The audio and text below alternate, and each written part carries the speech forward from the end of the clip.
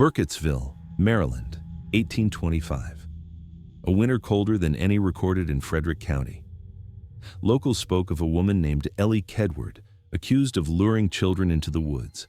They found only a trail of small handprints pressed into the snow and a tree hung with twigs twisted into a circle. By spring, most who testified against her were missing. For generations, townsfolk dismissed it as punishment, not haunting, until 1940, when a local boy vanished by the same creek. Police reports mention unnatural stick figures hanging outside the searchers' tents. The artifacts now sit in a glass case at the Frederick County Historical Museum, collected under accession file about 1941 16W. Everyone thought it was just frontier folklore until the reports began repeating.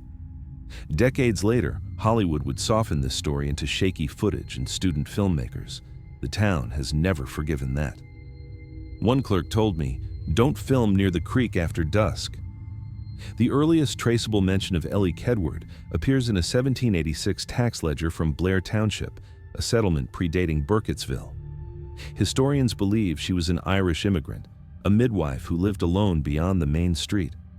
A complaint lodged with the Blair Parish Book, December 23, 1785, accused her of drawing blood from children by needle and petitioning trade for sickness charms. In an era when smallpox scarred villages, her work was easily branded witchcraft. Two surviving pages from the parish record, now preserved at the Maryland State Archives, catalog MSA SC 122718, carry names of those who swore against her. Within a year, every one of them had either died of exposure or fled the boundary. The forest reclaimed her house, and then silence. But the story endured in oral accounts collected by folklorist Charles T. Austin, 1893, mothers warning children not to wander north of the creek where the woman waits with branches. No one wrote her confession, Austin notes, only the snow that took her son's prints away. During the winter of 1940, Frederick County Sheriff's files list 7 children missing near Tappy East Creek. Local farmer Herbert Winstead, interviewed for the Frederick News Post, February 12, 1941, described seeing a tall, pale woman, or something like her, followed by a line of small figures. Search parties found cairns and stick bundles arranged in spirals.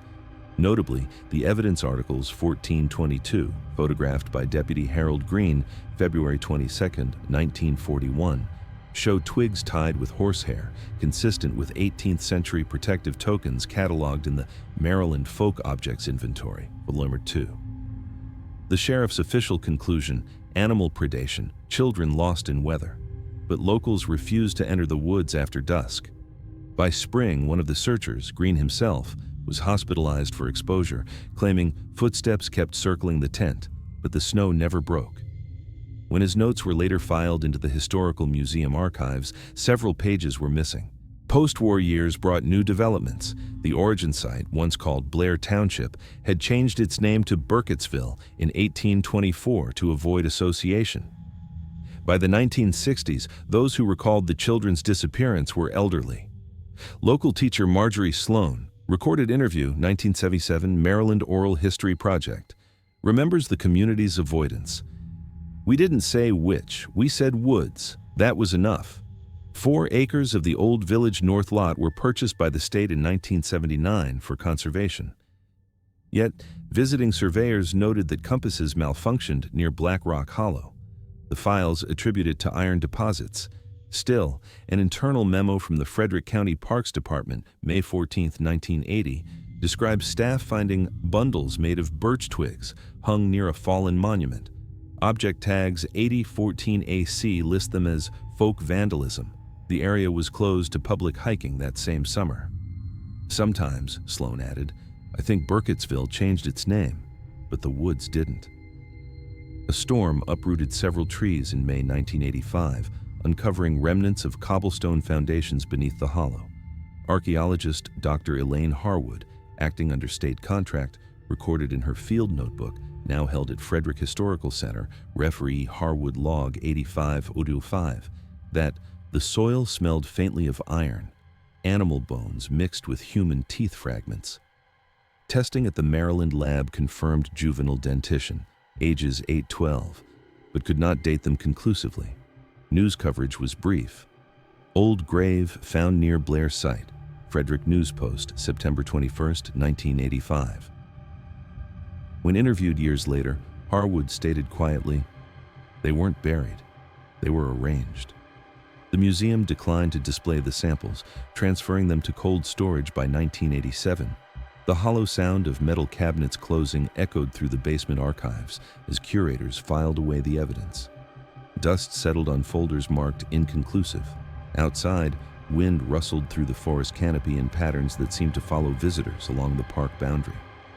This file seeds the burial circle motif later echoed in the Blair Witch Project. Among the museum's 1980s accessions lies a slim manila folder marked Local Correspondence Warnings. Inside, 8 handwritten letters addressed to whomever visits her ground.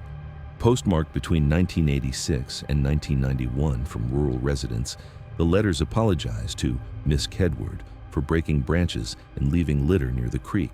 One, signed H.J., 1932, ends, "Please stop the knocking in the roof. I have burned the carvings. I will tell no one."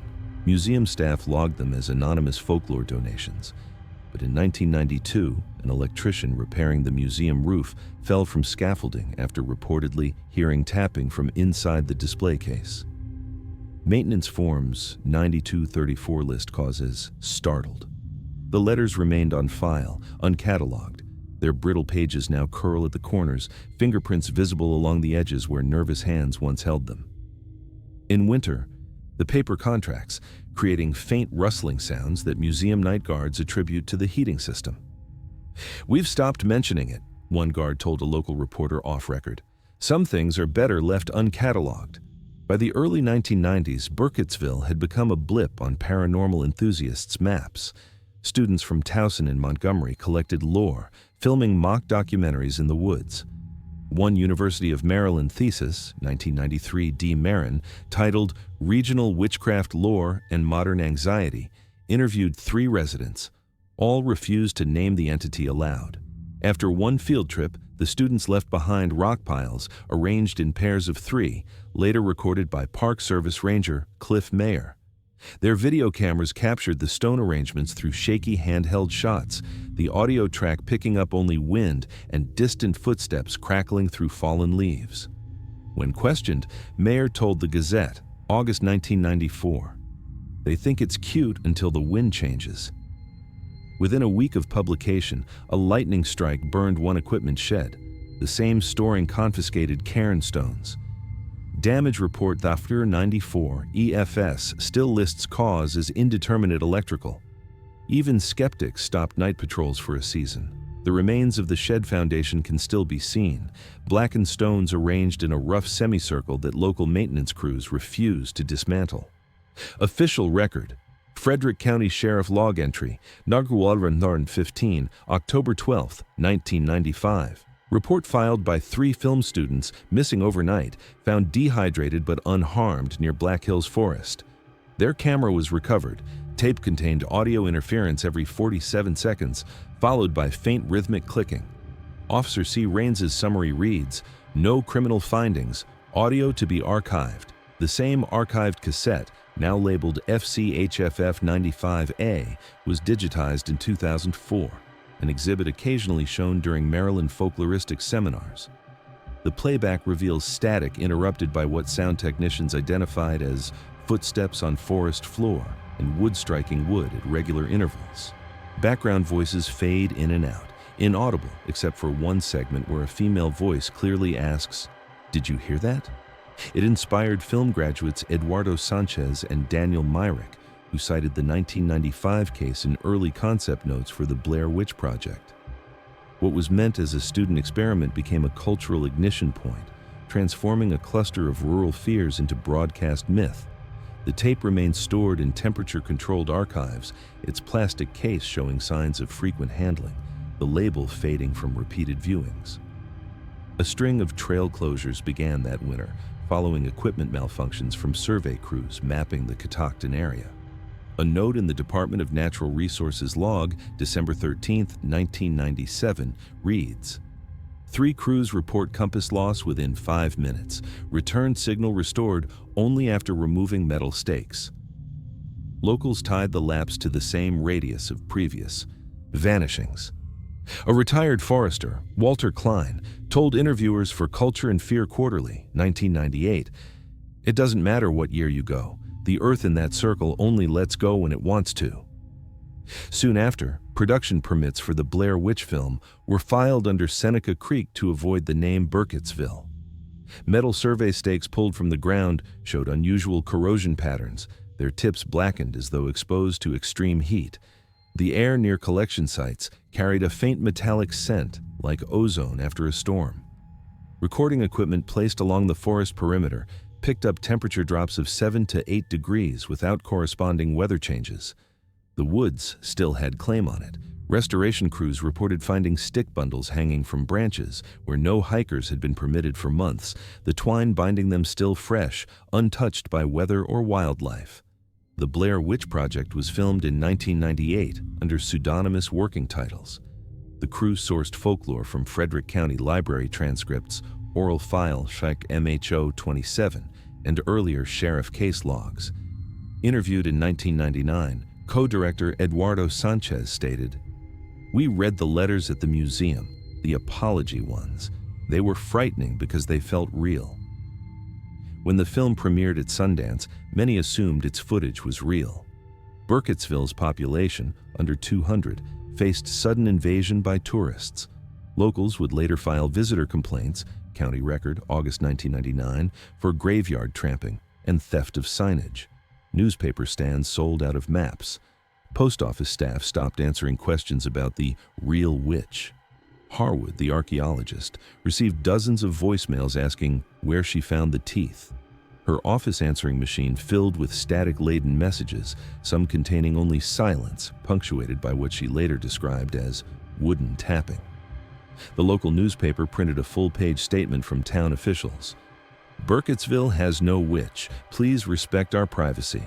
But camera flashes continued to illuminate the forest edge at night, visible from bedroom windows where residents had installed new curtains to block the unwanted attention. The legend had escaped its boundaries. By October 1999, the film's cultural quake had turned the town's quiet myth into economics and desecration. Church sermons addressed it. Reverend Paul Renz of St. Paul's Lutheran wrote an open letter printed in the Frederick News Post, October 12, 1999. The devil in this story is not Elly Kedward. It's what people will do for attention. The Frederick County Museum Board issued policy revisions prohibiting displays of objects alleged to cause distress or fear, leading to the sealed storage of all 1941 stick figures under accession numbers H16WA through G. Meanwhile, park staff reported increased vandalism of cairns and theft of stones. Curiously, by 2001, 3 employees filed medical leave citing recurring nightmares and auditory disturbances during inventory. No official link was made, but maintenance work order W-2113 closed with a handwritten note, "Stop filming it. She doesn't like that." The stick bundles, now sealed in climate-controlled storage boxes, were photographed quarterly to document any deterioration. Curator notes indicate that the horsehair bindings have never shown signs of aging, despite their exposure to elements for decades before collection. They appear, one preservation specialist noted, suspiciously pristine. During the film's 10th anniversary retrospectives, documentarians and skeptics revisited Frederick County archives. Archivist Linda Chase digitized Green's 1941 photos for preservation. She later told Baltimore Sun feature writer Keith Hampson, October 2010, "Half the images came out fine. Half have fog over the centers like breath on glass. The digital restoration file names still preserve their original references, 41 Green Shadow 1, TIF, 41 Green Shadow 7.tf. The museum refused public release due to community sensitivity. Still, that restriction spurred renewed rumor online. What are they hiding? Every act of silence seems to animate the legend again. The scanner used for digitization malfunctioned 3 times during the process. its glass surface showing what technicians described as temperature differential patterns that disappeared when the equipment was moved to a different room. The photographs themselves remain in acid-free sleeves, their corners showing the yellow tinge of age while the centers maintain unusual clarity. "We've had 5 requests for high-resolution copies this month alone," Chase noted in her quarterly report. "I keep telling people they're just old forest pictures. No one believes me." When the museum quietly reopened part of its folklore wing in 2014, one display included copies of early photographs sealed behind glare-proof glass. Within weeks, staff reported that the twig figures shifted alignment overnight. Security cameras recorded no intrusions, but did capture sudden light flares. Facility log entry, 2014 OCT 27, @TNB Rusk. 2 apology letters fell from their mount without disturbance. A notice was posted, "Please do not tap the glass." One volunteer quit, stating she heard a breath in between the displays. Her resignation letter, filed in Human Resources folder 14 VOLT, notes simply, "I cannot continue working near items that move when I turn away." The footage remains stored on encrypted drive Fred Exhib 2014A, accessible only by curatorial authorization. Visitors who linger too long near the display report a slight temperature drop, the glass fogging briefly when viewed from certain angles. Maintenance checks show no drafts or ventilation issues. The display lighting dims unexpectedly during tours, though electricians have replaced the wiring 3 times. What was meant as historical preservation has become its own continuation of the story. Documentation creating new chapters in the myth. It meant to contain. Present day. Burkittsville remains a 2-street town bordered by the same woods, its signs stolen yearly by thrill seekers. Locals rarely grant interviews. At the museum, the case file sits under calm fluorescent light.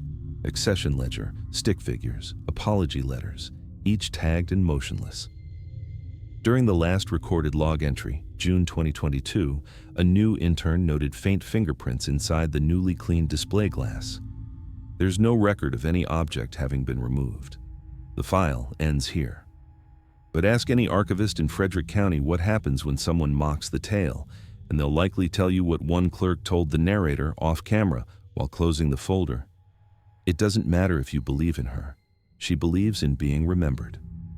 Visitors still leave apologetic notes at the forest edge. Museum staff collect them monthly, adding them to an unnamed box in storage. They don't require cataloging anymore. The pattern is too familiar. The cabinet holding the oldest evidence has been relocated twice after staff reported hearing faint tapping from inside after hours. Security cameras occasionally lose signal near that section of the archive. The story preserves itself, passing from record to record. The narrator signs the visitor log, replaces the folder carefully, and, against protocol, whispers an apology to the glass before leaving. The camera remains focused on the sealed case until the museum lights switch off, leaving only the faint reflection of branches in glass. Behind the display, preserved in climate-controlled darkness, the original stick figures hang suspended in their sealed containers. They cast no shadows under the museum's carefully positioned lighting. Their arrangement forms a pattern that museum staff have never officially documented, but silently maintain. Every year, the Historical Society receives funding requests to digitize the entire Burkittsville collection. Every year, the archivists find reasons to delay. The artifacts remain physical, tangible, contained behind glass and sealed with institutional silence. What began as frontier justice became local folklore, then cultural phenomenon, and finally, archival legacy. The curators maintain their distance, rarely speaking of the objects they preserve. But in the visitor log, patterns emerge, entries that end with small apologies, signatures that trail off, names never completed. The archive sustains itself, requiring only remembrance to continue. The record remains open.